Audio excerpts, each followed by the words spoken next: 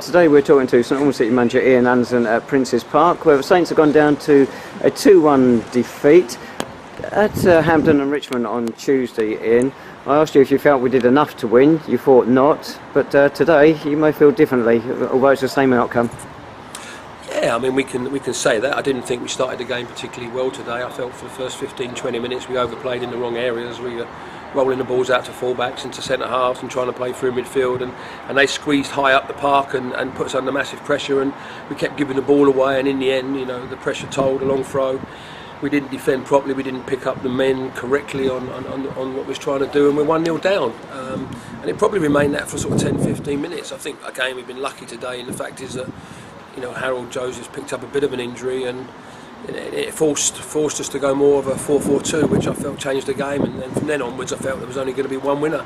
Unfortunately, we've been undone with a quality cross in the second half, and Tom Bender sliced it into the top corner.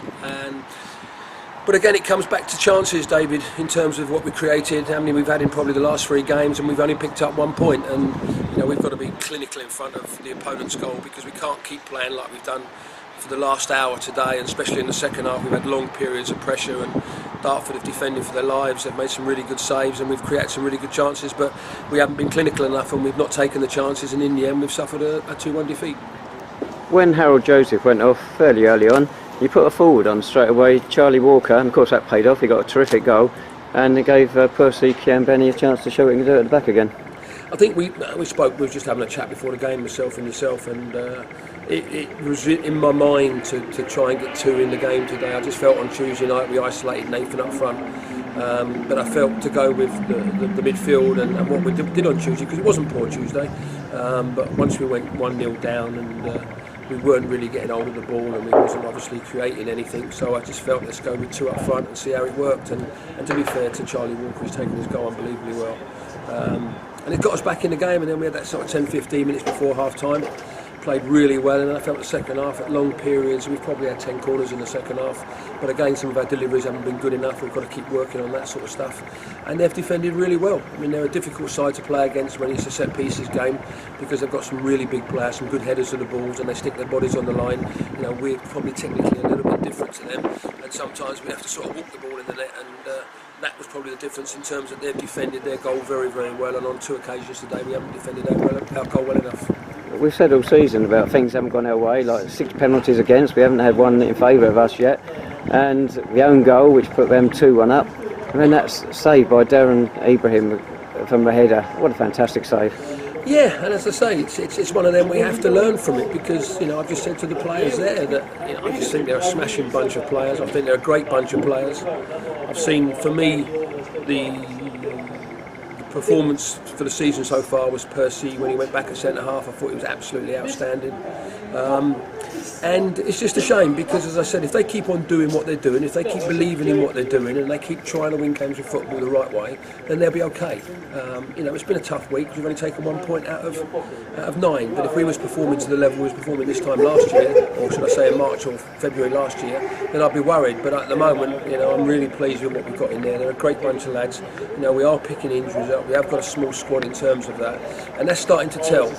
But as I said, I'll take them all day long, that little bunch in there, because they've been great for me. They've been great for this football club, and they work their cotton socks off, and they just need a little bit of luck, and the small margins go our way. We'll turn this around quite quickly, and we'll start climbing back up the league again, and we'll be a force to most teams in this league, because I can honestly say to you, and I think most teams will agree that, apart from 30 minutes at Braintree, we've not been outplayed by most teams this season.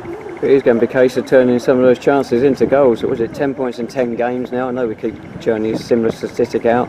1 point from the last 3 games, and we haven't lost that much ground, but we can't carry on like that, can we? No, you can't. But again, you know, we have to look, are we overachieving? Are we trying to push too much? Are we trying to obviously force things into areas we don't really want to be going too quickly? But as you said there, 10 points in 10 games. Did anyone expect us to get 18 points from the first 6 games? No, I didn't expect that with the start we had. So we overachieved in that area, from my area, from where we felt we was. Again, from the last 10 games, no, it hasn't been good, but I'd like to think in them last 10 games we haven't played poorly. We've actually played really well. Gloucester, we got undone with a sending off, for a difficult sending off, which left us with 10 men for 35 minutes. We managed to claw ourselves back into the game.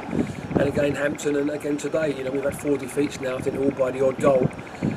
But in all them games, if you look back at it, we've had opportunities to score, we've had opportunities to win games, and that would probably be the failing at the moment in terms of where we are as a football club. We've not taken enough of the chances that we've created, because if we'd have done that, I think we'd be sitting top of the table ourselves now, 3 or 4 points clear of everybody else. What do you think of Dartford today? They're very, very well organised. It's a Tony Berman side that I've known for probably the last 8 or 9 years, and they're very organised. They've got players who know their jobs very, very well. They've got goal scorers that can cause us problems, and they're very difficult on set pieces, and we knew that. Unfortunately, we're not the best team in the league at defending set pieces, as you've seen all season, but at times we have to accept that, because obviously the players that we've brought in are going to struggle at times on set pieces, but they're very good when we get them on the ball, so we have to accept things like that. And they're organised, they're strong, they're powerful, they'll win more games than they'll lose, and they'll be right up there at the end of the season. And for me, it's a typical Tony Burnham side that's going to be very difficult to play every time you play them. On the plus side for us, Kieran Monlewis returned after injury, came off the bench. Zane Banton nearly fully fit, I think, but Harold Joseph, how bad's his injury? We don't know. I mean, Harold had a crack in his ankle when he was running back, and he can hardly walk at the moment, so he's going to go off to hospital for an X-ray. So hopefully that's not going to be too bad, but obviously if he's got a small fracture or crack that's happened, that could be 6 to 8 weeks. Kieran's come through tonight. Obviously we'll have a look more at him on Wednesday at Hadley. But he looked good when he came on for that 10-15 minutes. He started to get on the ball, started to drift past people. And then David Noble's just felt his groin slightly there, so we probably won't risk him on Wednesday evening.